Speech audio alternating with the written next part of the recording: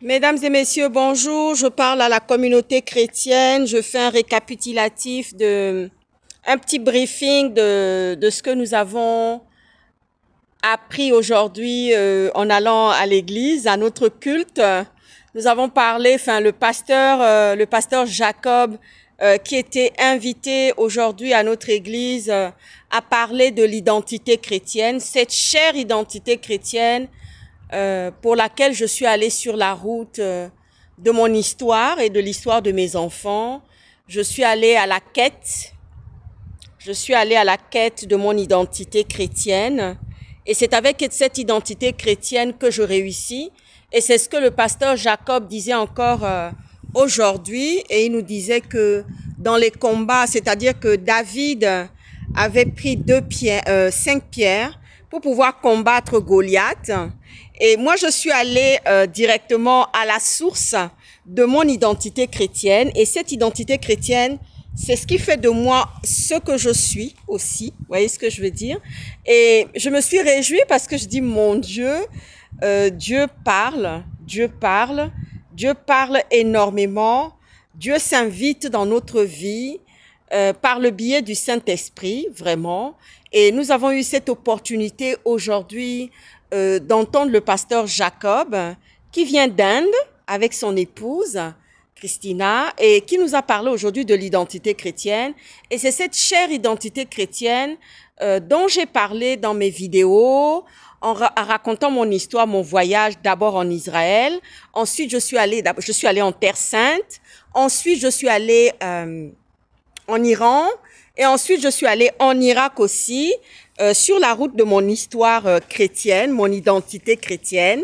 Et il disait comme ça que c'est avec notre identité, effectivement, j'ai bien compris, j'ai bien capté de quoi il s'agissait par rapport à tout cela. J'ai compris beaucoup de choses dans le message que nous a apporté le pasteur Jacob, en nous disant que c'est avec notre identité et le Saint-Esprit aussi que nous devons aller au combat. Nous devons aller face au combat. C'est très important parce que sans cette identité chrétienne, nous ne pourrons pas gagner des combats. Vous voyez ce que je veux dire, non? Sans l'identité chrétienne, ni le Saint-Esprit, nous ne pouvons point vaincre nos ennemis et ni gagner des combats. J'ai bien compris ça. C'était tellement goûteux, juteux d'entendre ce message prophétique qui nous a été apporté par le pasteur Jacob qui vient d'Inde avec son épouse et ses enfants et leur maman et la maman qui était là aussi. Ça a été un timing, un moment très merveilleux, très puissant que nous avons eu à voir et à rencontrer.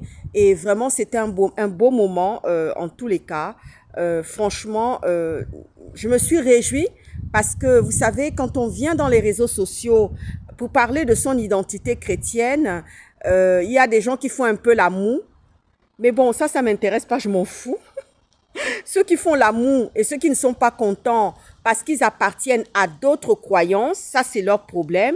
Moi, je me garde, je me réfère à mon identité chrétienne. C'est ça qui est important. Vous voyez ce que je veux dire?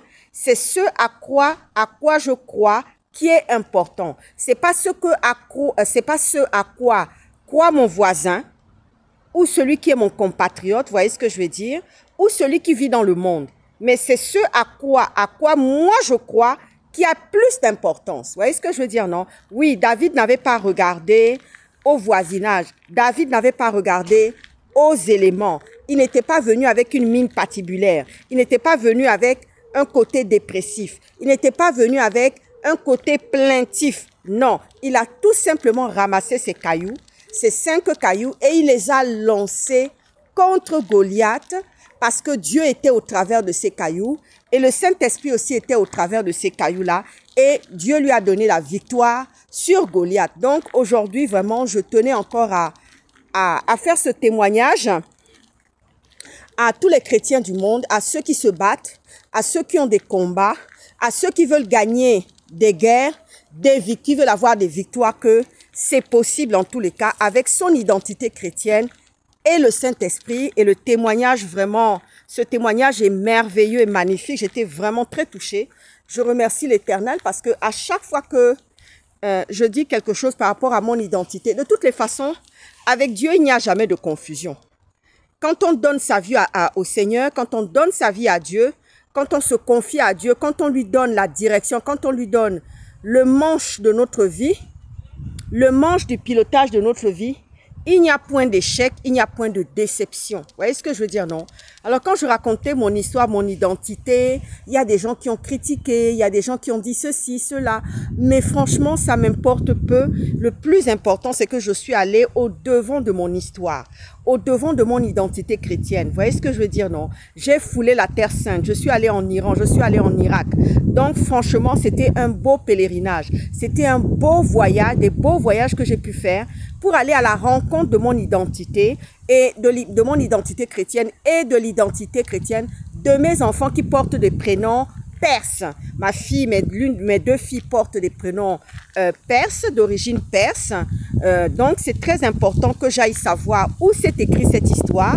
J'ai foulé les pieds et je bénis l'Éternel pour ça parce que je suis une femme du voyage et c'est très important. Je vous remercie et je vous souhaite un très beau dimanche. Je sors de mon culte et je vais aller rapidement m'attabler, manger quelque chose et profiter de ce beau temps. Il ne fait pas trop chaud, on a 33 degrés aujourd'hui à Bordeaux et je vais profiter de ce beau temps-là pour pouvoir profiter avec mes collègues, mes confrères qui m'attendent pour pouvoir manger un bon petit morceau et rigoler en tous les cas et boire ce que j'aime boire. À très bientôt. Ciao, ciao. Bisous, bisous.